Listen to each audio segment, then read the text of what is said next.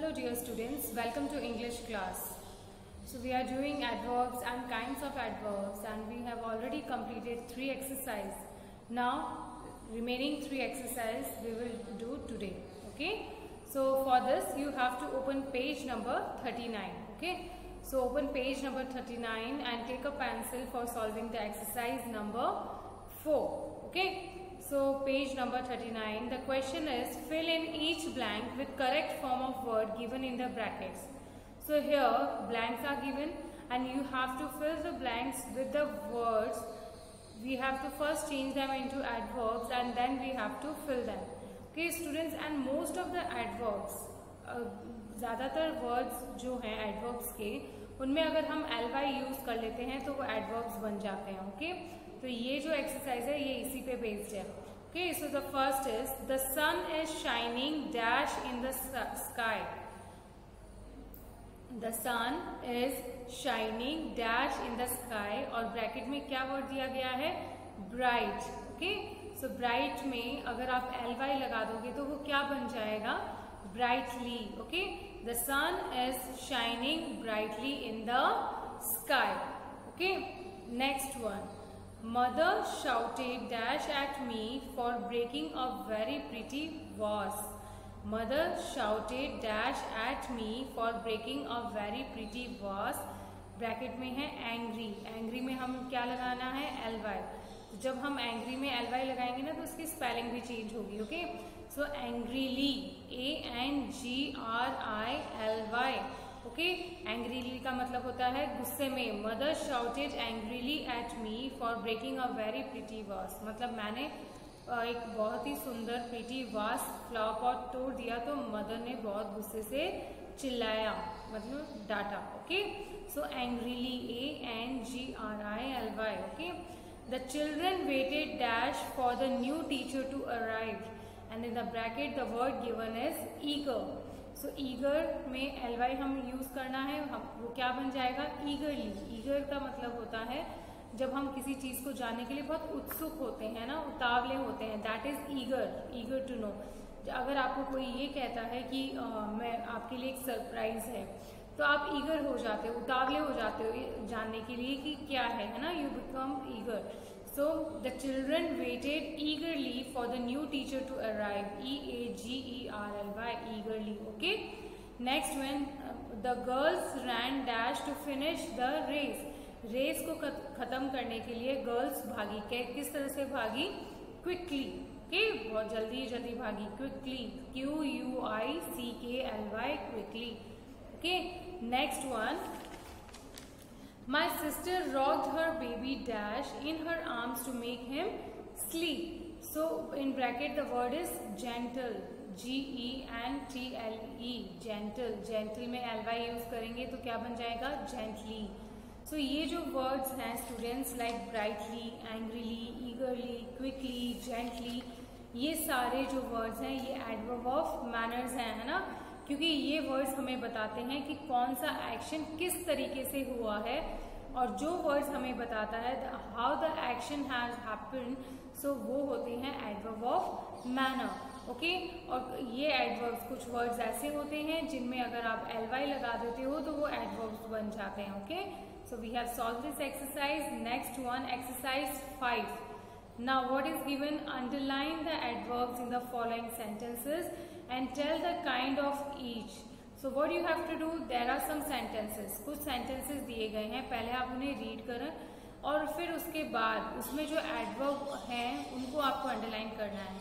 और adverb को underline करने के बाद ये बताना है कि वो adverb of manner है या adverb of time है या adverb of place है. तो आप इसे इजीली डिफ्रेंशिएट कर सकते हैं. जैसे कि हम पढ़ चुके हैं कि एडवर्ब ऑफ मैनर हमें बताता है कि कौन सा काम किस तरीके से हुआ है. एडवर्ब ऑफ प्लेस हमें बताता है कि कौन सा काम कहाँ हुआ है. और एडवर्ब ऑफ टाइम हमें बताता है कि कौन सा काम कब हुआ है. सो अब आप इजीली डिफ्रेंशिएट कर पाएंगे सेंटेंसेस में से. Okay so let's do it. First one, never speak rudely to anyone, that is done for you. Never speak rudely to anyone. तो यहाँ पर किसी से भी हमें बुरी तरीके से व्यवहार नहीं करना चाहिए, बुरा नहीं बोलना चाहिए. Okay So here in this sentence, rudely is adverb, and which type of adverb it is? It is adverb of manner. Okay? क्योंकि ये हमें बता रहा है किस मैनर में हमें बात नहीं करनी चाहिए. Okay, next one, walk forward and then walk back slowly. Walk forward, forward मतलब आगे, and then walk back slowly, कि फिर धीरे से पीछे, मतलब पहले आगे चलो फिर धीरे से पीछे आ जाओ. तो यहाँ पर एडवर्ब कौन कौन से वर्ड हैं? जरूरी नहीं है कि एक ही सेंटेंस में एक ही एडवर्ब हो. Okay, there can be many adverbs, more than one. So forward is a adverb, again back is a adverb, and slowly is also adverb. अब फॉरवर्ड और बैक कौन से एडवर्ब्स हैं? क्या आप बता सकते हैं? यस, फॉरवर्ड और बैक जो है they are adverb of place, and slowly क्या है? Adverb of manner.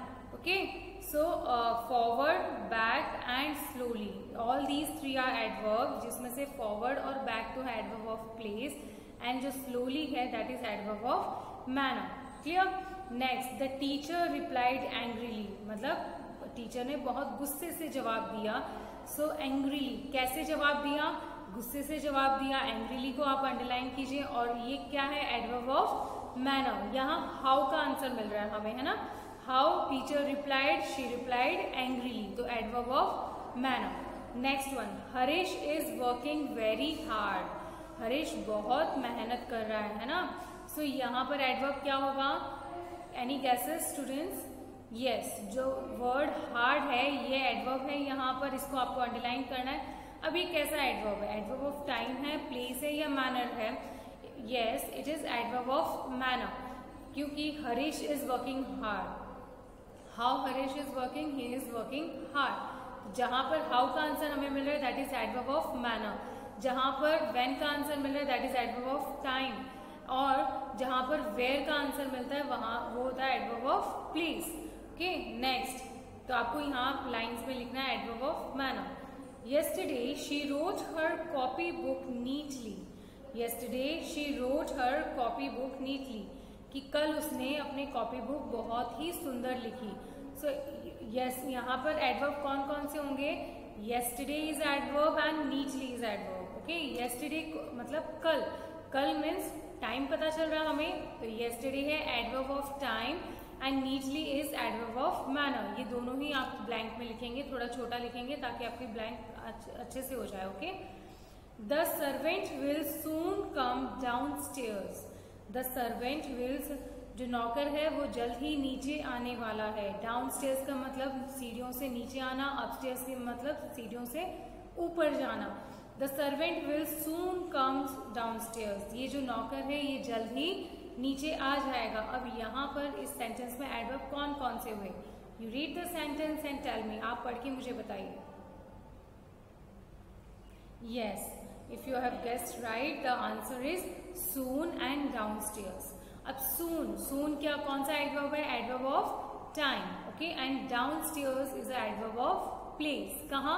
नीचे, ऊपर. Okay, he ran back to other side of the hill. So in this sentence adverb is back, पीछे, और ये हमें जगह बता रहा है, तो adverb of place. Next one, he cannot spell these words correctly. So he cannot spell these words. वो इन वर्ड्स की स्पेलिंग अच्छे से नहीं बता पाया, सही नहीं बता पाया. So यहाँ पर एडवर्ब क्या है? करेक्टली एडवर्ब है, but which type of adverb it is? It is adverb of manner. Okay, next, you came here late today, you must come early tomorrow. So there are so many adverbs in the sentences. Okay, you have to find out. So students, find out, खुद भी try करो, because अगर मैं ही आपको बता दूंगी तो फिर आपको रेडीमेड सब कुछ मिल जाएगा. So try it. You came here late today, you must come early tomorrow. So I will give you hint that in this sentence there are 4 adverbs students. 4 adverbs हैं यहाँ पर. Yes, late is adverb, next today is adverb, early is adverb, and tomorrow is adverb. और ये जो 4 हैं ये अलग अलग एडवर्ब्स हैं या एक ही एडवर्ब्स हैं? These all are similar adverbs, that is adverb of time. Okay, next, my brother comes here daily but my cousin comes weekly. So यहाँ पर also there are 3 adverbs. Here is adverb, next daily is adverb, and weekly is adverb. Here कौन सा adverb है? It is adverb of Here is adverb of place. Daily and weekly are adverb of time. Okay, clear? So बहुत ही simple है, आपको just याद रखना है. Main चीज यही है कि मैंने जो 2 वीडियोस भेजे थे उसमें आपको ये याद रखना है कि एडवर्ब्स होते क्या हैं और एडवर्ब ऑफ प्लेस, टाइम और मैनर है वो किस तरह से एक दूसरे से अलग है, वो क्या बताते हैं हमें. अगर ये चीज आपको याद रहेगी तो आप इजिली सेंटेंसेस में से एडवर्ब्स फाइंड आउट कर पाएंगे. It's very simple. Okay, now the exercise 6. It is also very simple exercise. Just you have to find out the opposite words. Find 10 antonyms. Antonyms means opposite words. हमने first class में ही पढ़ा था. Opposite words को हम antonyms भी कहते हैं. Find 10 antonyms of the adverbs given below. Circle the words in grade 1 is done for you. तो आपको एक बॉक्स दे रखा है. It is known as grid, जिसमें बहुत सारे words होते हैं ना. ये जम्बल टम्बल वर्ड्स होते हैं. आपको इनमें से जो साइड में जो बॉक्स है उनमें कुछ वर्ड्स हैं students. Above, loudly, smoothly, north, early, downwards, quickly, inside, forward, noisily. So इन वर्ड्स के ऑपोजिट्स इस ग्रीड में छुपे हुए हैं, तो आपको फाइंड आउट करना है. So what I will tell you the answers. आप उसमें ग्रीड में ढूंढ के उसे मार्क करो, सर्कल बनाओ. Okay, first is above. Above मतलब ऊपर. उसका जो ऑपोजिट है एंटोनिम से वो क्या होगा? Below. Above, below. Next is loudly, slowly. Okay, loudly, softly. Okay, loudly means जोर से, softly means धीरे. Smoothly बहुत अच्छे से, आराम से, है ना. उसका ऑपोजिट क्या होगा? roughly. Smooth, rough. Smoothly, roughly. Next is north. Opposite of north is south. Okay, opposite of north is south. Next one early मतलब जल्दी का ऑपोजिट क्या होता है? late, है ना. Early, late. डाउनवर्ड्स मतलब नीचे की तरफ, तो upwards. Okay, downwards, upwards. Quickly, slowly. Quickly मतलब जल्दी फटाफट. इसका ऑपोजिट क्या होगा? Slowly. Quickly, slowly. Next inside, अंदर का बाहर, that is outside. Simple. Next is forward मतलब आगे. फॉरवर्ड का ऑपोजिट क्या होगा? पीछे, दैट इज बैकवर्ड. नेक्स्ट नॉइजिली मतलब बहुत शोर से, है ना, शोर शराबा. और उसका ऑपोजिट होगा quietly. Okay, so all this word, जो भी आंसर्स मैंने आपको बताए स्टूडेंट्स, ये इसी ग्रीड में आपको मिल जाएंगे. आपको ये मार्क करना है. Okay, so what you have to do, complete exercise 4, 5 and 6. Okay, in the next session we will be starting on new chapter, that is unit 8, the pronoun and kinds of pronouns. Okay, till then आपको जो भी हमने अभी 2 units करे हैं, adverbs कर लिए हमने और आर्टिकल किए हैं, इनको प्रैक्टिस करना है बार. ओके, और इनमें से इन दोनों यूनिट में से अगर आपको कुछ भी समझ में नहीं आया है, so you can contact me again and again. I am saying कि आप बार मैं आपको बोल रही हूँ, अगर कोई चीज़ आपको नहीं समझ में आया है कि मैम यहाँ ए क्यों यूज़ हुआ है, यहाँ एन क्यों यूज़ हुआ है, या मैम ये वर्ड एडवर्ब कैसे है, तो please ask me. Don't remain confuse नहीं रहना है, क्योंकि ग्रामर के जो टॉपिक्स हैं स्टूडेंट्स वो आपके क्लियर होने ज़रूरी हैं. अगर अभी आप नहीं क्लियर करोगे तो ये आगे जब आप हायर क्लासेस में जाओगे तो आपके लिए प्रॉब्लम हो जाएगी. Okay, so students, clear the topics, complete the exercises, complete unit 7 and unit 6, and in the next video we will be meeting with the unit 8. Okay, thank you and have a nice day.